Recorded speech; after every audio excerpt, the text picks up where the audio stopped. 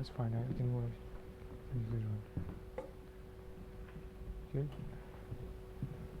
Okay. Today I'm going to speak about Markov chain Monte Carlo algorithms for Gaussian process. This is some work we are doing in University of Manchester together with Neil Lawrence and Magnus Radrai.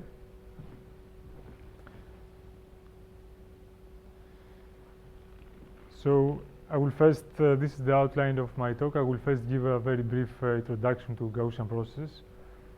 Hopefully I don't have to say too much, because also yesterday was a really nice talk about Gaussian process. So, and most of the people here probably know many things about it.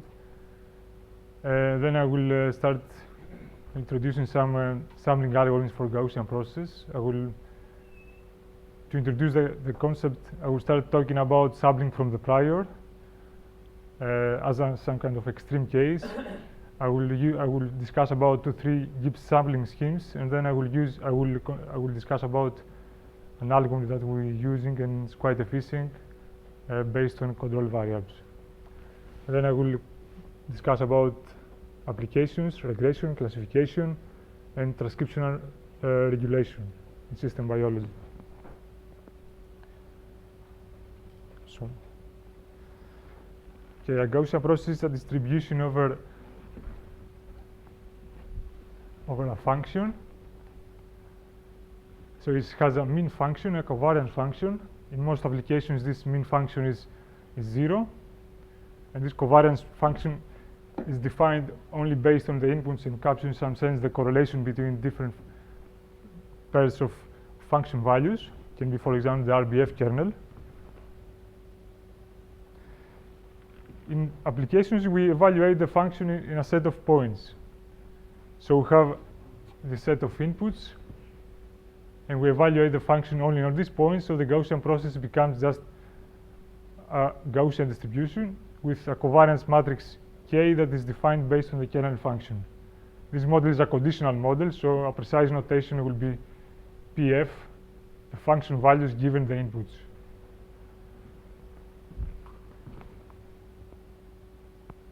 How can we use a Gaussian process?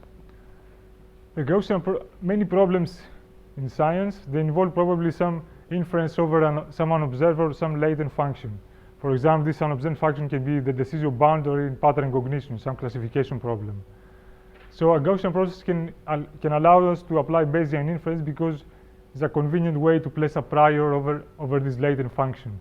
So in Bayesian inference, we have some data, y, always associated with inputs. So for each y, here there is a separate input, probably high dimensional. We assume a likelihood that connects the data with the latent function. We place the prior of this latent function and applies the bias rule to take the posterior. There might be parameters in the likelihood and also in the prior that we also have to infer this as well, although in the talk most interesting inferring this quantity, and probably I will assume the rest of parameters are known, although in practice actually we do infer other parameters. For regression, this likelihood is just a Gaussian distribution, because this is Gaussian, so the whole thing is just a Gaussian, so it's tractable. Just a schematic illustration of the whole thing.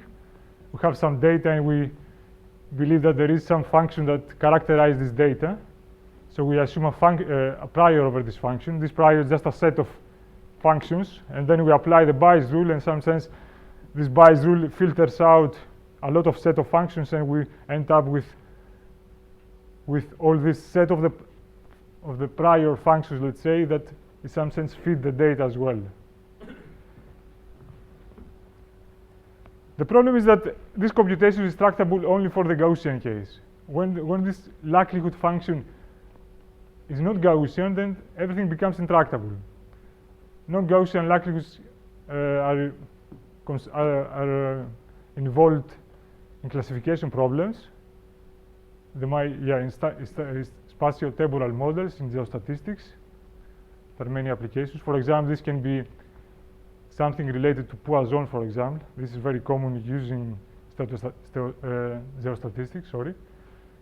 Can also have non-Gaussian likelihoods in non-linear differential equations or non-linear stochastic differential equations.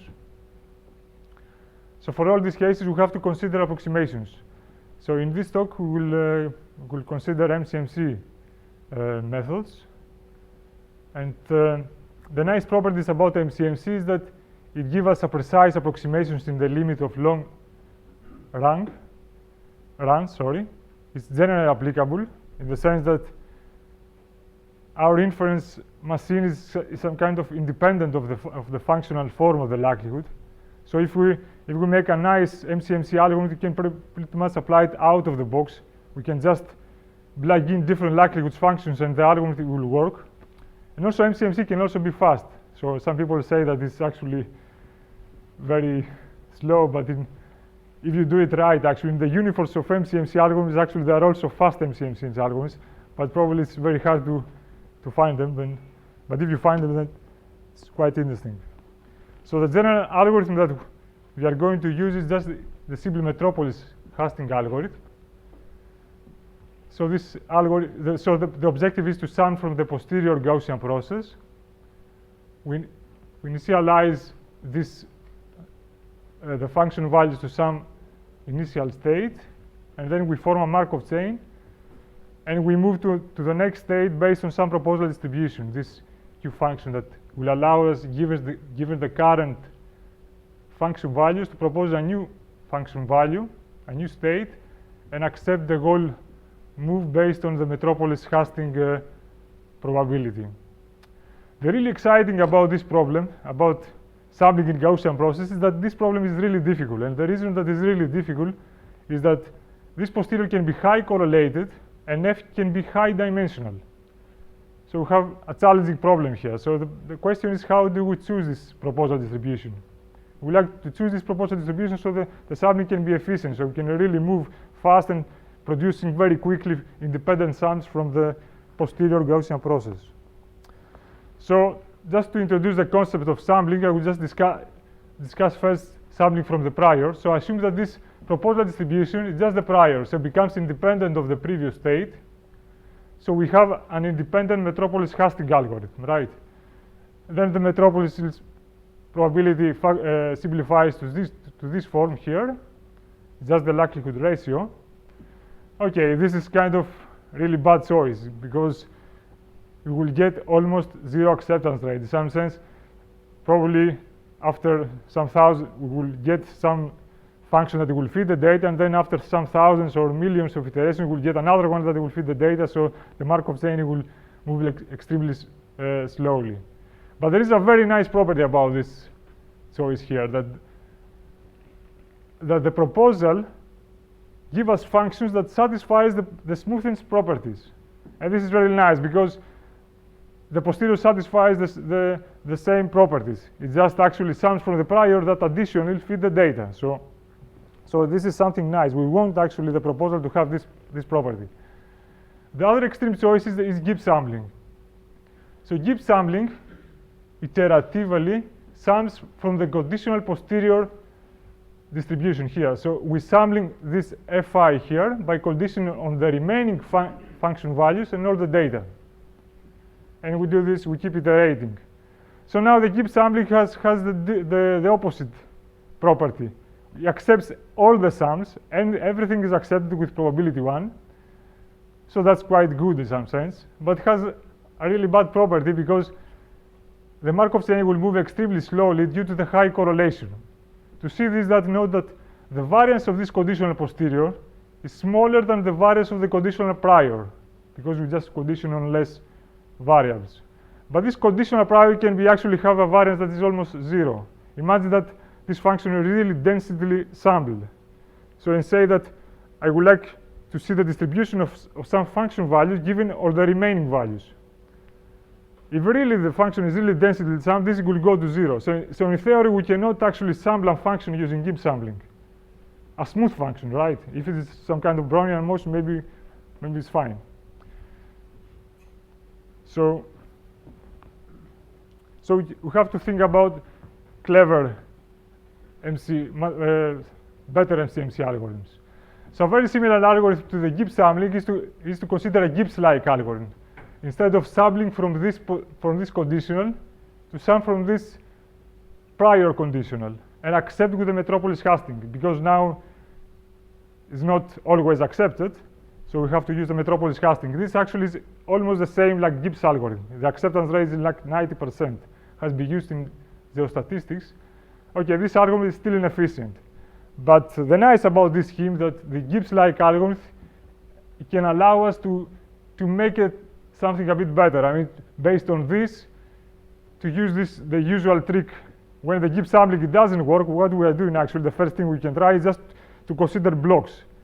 So instead of sampling one point at a time, we split all the function values into blocks, and we apply a kind of Gibbs algorithm within the blocks. So we flip a coin, then we change one block, given the remaining blocks. So we can do a similar thing for Gaussian processes. So we can divide this into blocks. We can do this kind of clustering, hierarchical clustering, and based on the acceptance rate. And we can sample one block given the remaining blocks of the function, and accept with the metropolis hasting step, and keeping the rating based on of different blocks. All right, that can work better, but still it will not work efficiently good. And there is a reason actually that I will explain in the next slide. The reason that the proposal really does not have a high variance, in the boundaries between the functional regions. And a plot that shows this is here. So here I have split the input space into 4 regions, like blocks. So I'm sampling all the points here, let's say all together, all together, and so forth. So here shows the conditional prior. When I condition on only this part of the function, which is the conditional prior, it's just this one, is just 2 standard error of the conditional prior. The same for the second part. So what you can observe here, that the proposal has a very low variance here, very small, it tends to 0 in some sense. And here as well. This will hold back the Markov chain. It will not allow us to sample in an efficient way, because it kind of slow down the movement of the Markov chain. So we need to do something smarter. So that's why actually we have started thinking about doing this with control variables to deal better with a high correlation. So this control variance, it will be some auxiliary. So imagine now that I'm going to introduce some auxiliary values in my model. These values are not associated with the likelihood, it will be associated with the prior. So in some sense, I augment the prior, the Gaussian process prior, with some additional auxiliary variables that are also drawn from the prior. So everything is drawn from the prior, both f and these auxiliary variables that are associated with some inputs, arbitrary at the moment. Later I will show how we will learn this. So the idea is that I would like to choose this control variance to be a low-dimensional representation of the function. So in some sense, it will be something like PCA, right? So it will capture all the information about the function. So if now I introduce a sampling algorithm based on this low-dimensional space, my algorithm can be very efficient. I will deal with a high correlation.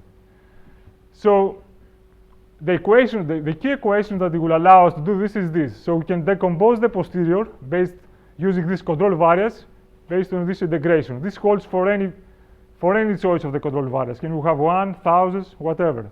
But we're interested to find a minimal set, a very small set that will be highly informative. Highly informative set of control variance means that this equation is true. So in some sense, if really fc is informative about f, in some sense we can determine f without needing the data. This holds usually when this becomes a deterministic function. So in some sense becomes a delta function. This is actually when it holds. So in some sense all the information about f is passed to the control variable. So we don't need actually the data to tell us anything about f.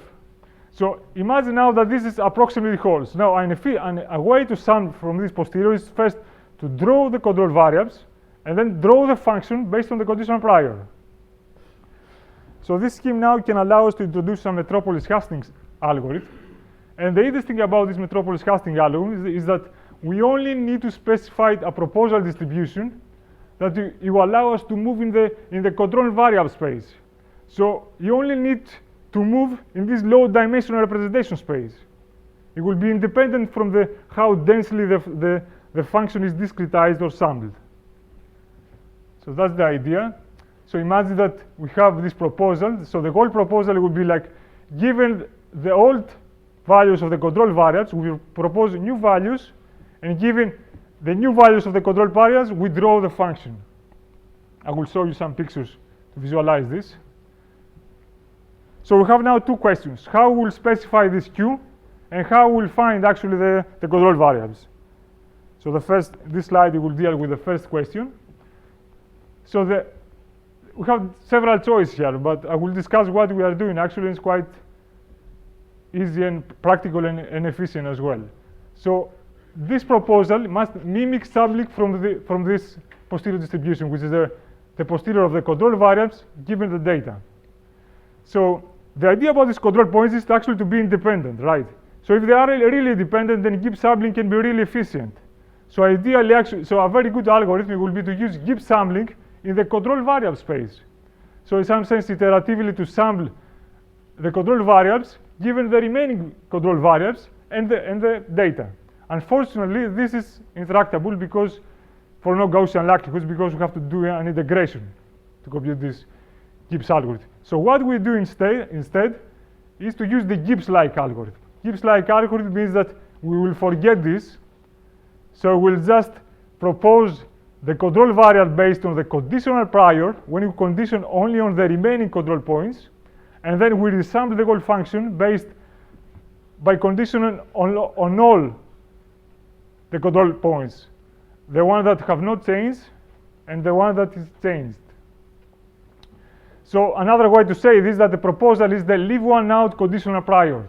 So in some sense, because you can think that sampling from this and then sampling from this is actually the effective proposal distribution, which is actually a conditional prior where you condition on all the control points except one, the one in some sense that is the current control point. So let me show you with pictures how this works. So I have some data here. It's just a regression problem. So this is the current state with the red line is the current state of my Markov chain. So I'm going now to visualize the proposal distribution, how the proposal distribution proposes new functions. So this is the control points. It's just some points of the function are not related to the data, can be intermediate points between the data, and they are associated inputs for these control points. So the proposal works as follows. We first flip a coin, and we draw a new control point. So this is visualize the proposal distribution for the first control point with just this conditional prior here.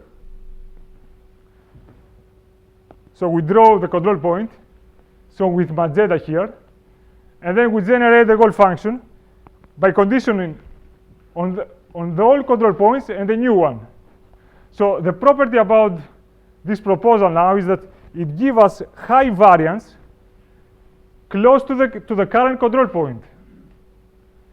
Now, if we start now scanning between all control points, so iterating, so we go, let's say, to the second control point, we get so sorry, I didn't say that with all this shade area is the effective proposal distribution. So essentially, is all the area where this new blue line, which is the proposed function, can exist.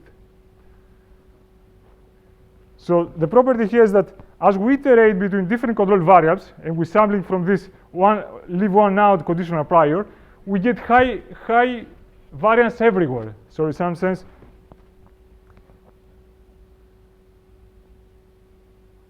the proposal distribution gives us the opportunity to change the function everywhere. This is very useful. So in some sense, we solve the problem we had in the blocking, where between the boundaries between the function, the variance was very small.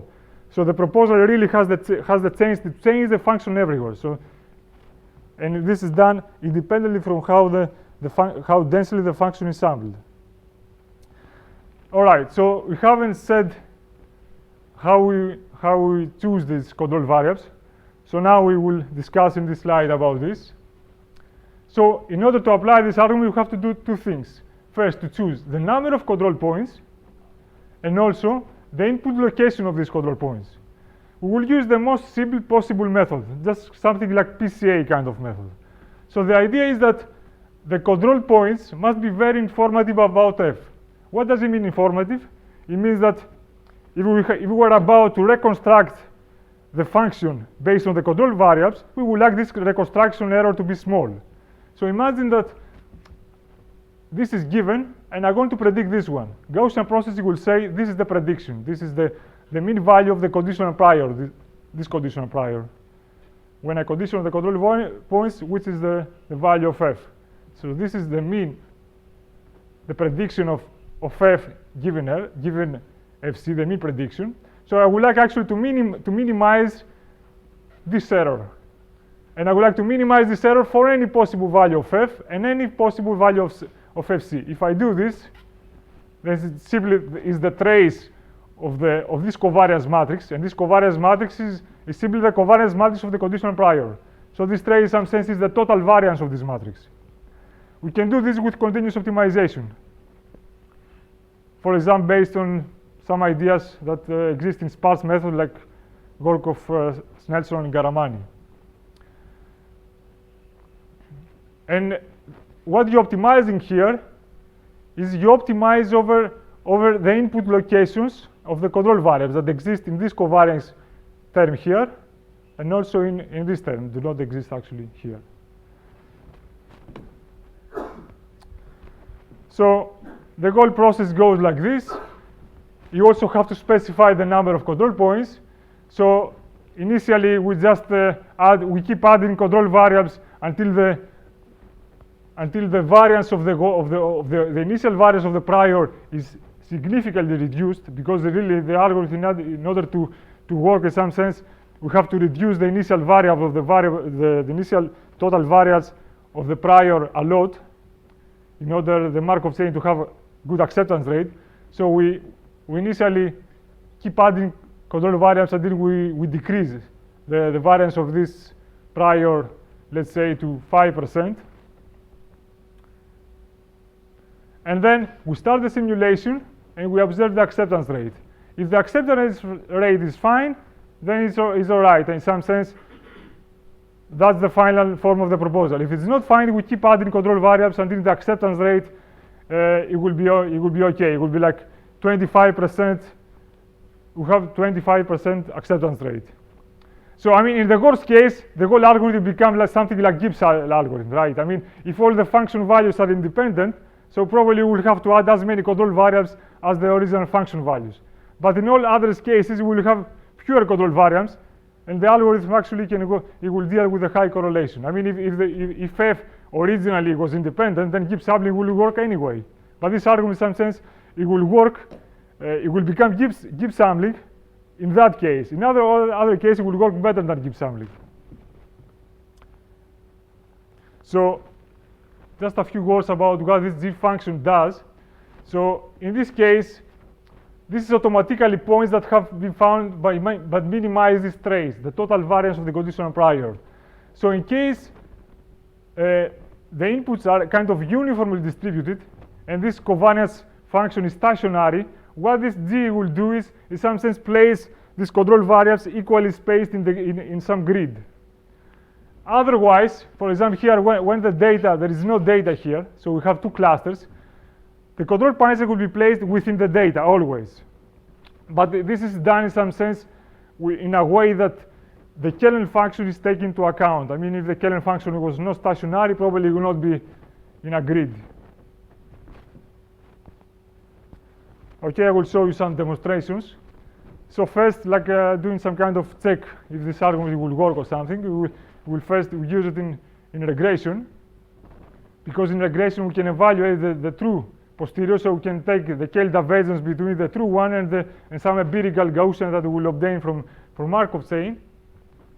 So what I'm going to do here is to compare the Gibbs algorithm, this block Gibbs algorithm, we call it local region, and the control algorithms, the control variable algorithm, by randomly producing Gaussian process functions in several input dimensions from 1 to 10, and I will keep fixed the number of training points to 200. So the whole purpose of the experiment is that in the high dimensions, the data are sparse. So in some sense, the function values will become independent. The more you increase the dimensions, the more independent the function values will become, which means eventually the Gibbs sampling actually will work. So what I'm plotting here is the KL divergence between the true posterior, which I can evaluate analytically, and the empirical estimate posterior. So we see with the blue line is the control variables. It goes to 0 for any case, for all the dimensions. In the x-axis is the dimensions from 1 to 10. The block Gibbs sampling works a bit better. We can see that actually can drop the KL divergence to 0 around 5 components. And the Gibbs sampling with the blue line, it starts working after the 6th dimension, when the function values become independent. So the same thing we can get inside about the whole thing with this plot here. So what I'm plotting here is the number of control variants with the blue line with respect to the dimensions. So the number of control variants that the algorithm uses increases with the dimensions, which is very intuitive. And what I plotted here is also the mean correlation of the prior. So the mean correlation will tell me how independent the prior, in some sense, the function value will be. We expect with the dimension, because in the high dimensions, the data are really sparse. So as I increase the dimension, the function values will become more and more independent. And as we can see, the number of control variables when the function becomes independent increases. And this is intuitive because in the worst case, when the function values are actually totally dependent, then there is no low dimensional representation of the function, and probably I will have to use as many control points as the function values. In some sense, this argument will detect it automatically. Okay, now an application in classification. So I have two data sets, breast cancer and P medians. I will just fix the hyperparameters obtained by expectation propagation. Uploading here the evolution of the likelihood for the Gibbs sampling and the control variables algorithm. You can see here that the Gibbs sampling actually is kind of stuck. Actually, after tens of thousands of iterations, still the likelihood is very small. Actually, haven't been able to go to high values of the likelihood, where the control variables seems to be moving faster. I can think this likelihood like kind of general statistics that shows me what is going on with the parameter space. So the mixing seems to be efficient. What I'm showing here is the error, the test error, and the average negative log likelihood in the test data for the Gibbs, the control points algorithm, and the expectation propagation. So remarkably, actually, the expectation propagation actually has almost the same performance with MCMC, which means, I guess, it's really good approximation, I must say. Even though in this case, actually, we don't sample hyperparameters, so we fix them to those obtained by expectation propagation. But it's very interesting, actually, that expectation propagation, if you really actually see the actual probabilities that expectation propagation gives you, is almost the same, is almost equal to that obtained from MCMC, which is quite amazing, actually. So the third application is to system biology. I don't want to go to details about all this stuff. I just want to show that in this application we have a differential equation associates the data. This is the y here is some zine expressions. It will be something that we observe. These are parameters of the differential equation, and this is a nonlinear function over some unobserved latent function. And this latent function will be a concentration of the protein that regulates the certain gene. At the end of the day, this equation here will give me a likelihood model, which is no Gaussian. And I will place a prior over this F here, and I will apply the same algorithms. So what I'm going to do actually is just to plug in the Metropolis Hastings step. I will take the old likelihood and I will put the likelihood that comes from the differential equation, and the algorithm will work out of the box. And at the same time, I have also parameters of the likelihood. I will also introduce some proposals for those, and I will apply a full MCMC algorithm full Bayesian inference. So there's some details about this. We have applied this to real data, published in some journals. For example, this plot shows these red courses are gene expressions, and this is the error bars, and the blue lines is prediction of the model. So when we learn the model, which is the prediction of the profile of the genes.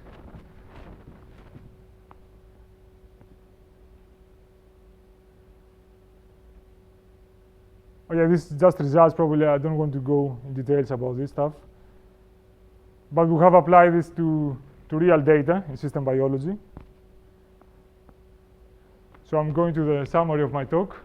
We have discussed about MCMC algorithms for Gaussian processes. It can be generally applicable, and it can be generally applicable because the way that we have defined the whole algorithm is in some sense, it's just by looking at the prior. In some sense, we're sampling from the prior, but we are doing it in a kind of clever way. We don't sample from the prior, we sample from conditional priors. And also, we discover a low-dimensional representation of the function. So, in some sense, it can be generally applicable. We can use it for geostatistics and other applications as well, maybe. So, for future work, we would like to deal with larger systems of ODE for the transcription and regulation application. Other applications maybe in geostatistics.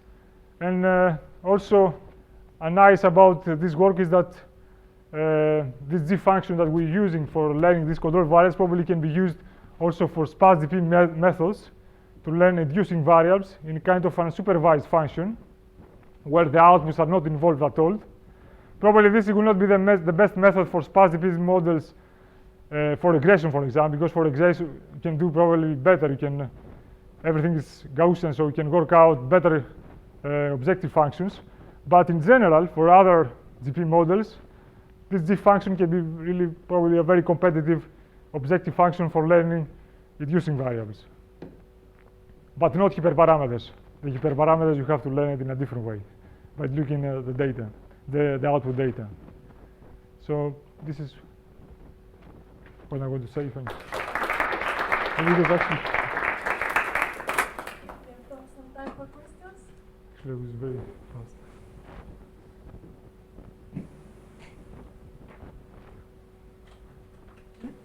Can you say something about the complexity or the expensive operations in the sampling scheme and how that compares to EP?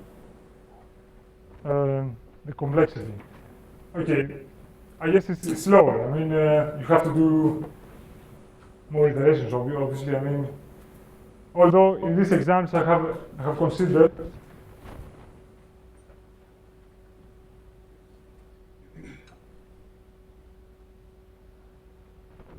you can get probably the same results even with few sums. I mean, for this specific data sets, for example, with 5,000 sums, maybe you can get, I think, but the complexity, okay, yeah, I mean, you mean the complexity Per iteration. Okay, I'm doing sampling, so I guess if the hyperparameters are fixed, it's quite fast because I have stored the Kolesky decomposition, so the whole sampling scheme is just a product between a Kolesky matrix and some random vector. But it depends on the iterations, how many iterations you have to use. Okay, I don't use any kind of convergence criteria of the Markov chain. I just say that my budget is 30,000 of iterations, so I want in 30,000 iterations to get a result. But it's okay, it's obviously more expensive. I mean, this will take about 20 minutes, I think, to run this MCMC. So expectation propagation, I guess, is faster, I mean, obviously. But if I sample hyperparameters, then probably it will be slower. Because if I sample hyperparameters, then in some sense I have to evaluate the prior, which is actually an expensive operation because I have to compute the Kolesky decomposition of the prior. Can the problem with blocking you mentioned be partially solved by allowing the overlapping of blocks? Yes, but this is possible. Okay, let's go to this.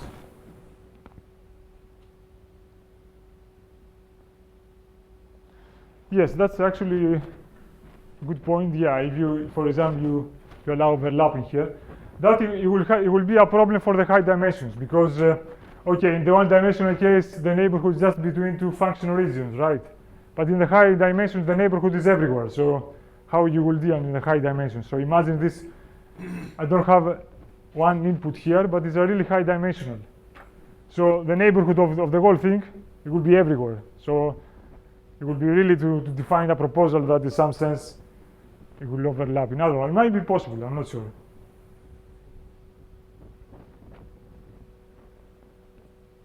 I was wondering how, if you have any idea how this performs in really high-dimensional tasks, like high-dimensional classification tasks, but also with really big data sets. Okay, I haven't tried actually in a really big data sets. Okay, if you want to work in a very high dimension, in a really large data set, then the problem is that with the sampling scheme you have to sample from the conditional prior, right? So I don't know how to sample from a Gaussian distribution for a really high dimensional Gaussian distribution. So this algorithm does not solve the sparsity problem. I mean, it's not. We need still a sparse solution actually to apply. Even this MCMC algorithm actually, yeah, because we cannot evaluate the prior. So I think, yeah, it will scale bad in some sense because this Koletsky, yeah, I mean, especially if I sampling hyperparameters, then it will be expensive. I have to deal with the problem of large data sets to apply this algorithm.